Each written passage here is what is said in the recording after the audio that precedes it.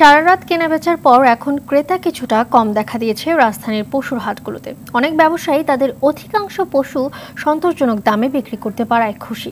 রাজধানীর মিরপুরের star housing পশুর হাটে ক্রেতারা জানায়, দুদিন আগে দাম একটু বেশি হলেও এখন চাহিদা মতো দামে পশু পাওয়া যাচ্ছে।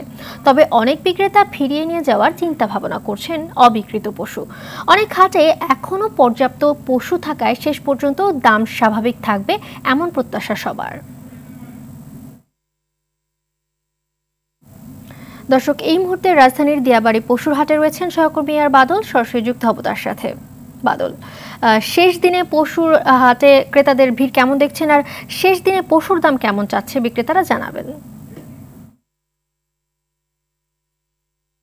আমি এই মুহূর্তে দিয়াবাড়ি যে হাটে রয়েছি, এটি আমি গতকালকেও এই হাটে ছিলাম। একটি অভিজ্ঞতা যদি বলি, এই হাটে কালকে প্রচুর গরু ছিল। যেটি বলছিলাম যে লক্ষাধিক গরু ছিল, প্রায় 1.5 থেকে 2 কিলোমিটার এলাকা জুড়ে এই হাট। কিন্তু এখনকার চিত্র সম্পূর্ণ উল্টো। আমি ব্যবসায়ীদের সাথে কথা বলেছি, একজন ব্যবসায়ী 34টি গরু নিয়ে এসেছিলেন। কালকে দুপুর 2টা থেকে রাত 4টার মধ্যে তার 34টি গরু বিক্রি হয়ে গেছে। এখন আর তার 2টি গরু রয়েছে। তো তিনি বলছেন যে তিনি সন্তোষজনক দামে আসলে গরু বিক্রি করতে পেরেছেন। আমরা এখানে একটি গরু দেখাতে চাই এবং গরু ব্যবসায়ীর সাথে কথা বলতে চাই।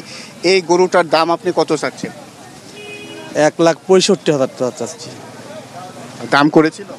জি। কতগুলো গরু ছিল এখানে? গরু ছিল 29টা।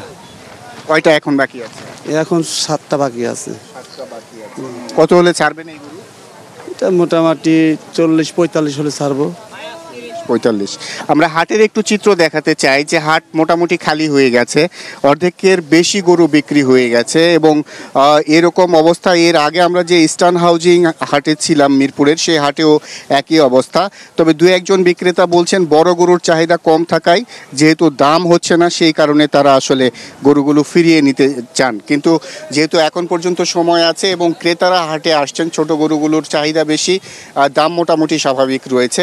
তো এইরকম পরিস্থিতির মধ্য দিয়ে আসলে রাজধানীর হাটগুলো যাচ্ছে। যারা এখনও গরু কিনেনি তারা আসলে স্বাভাবিক দামে হয়তো কিনতে পারবে, যেহেতু হাটে এখনও বেশ গরু রয়েছে।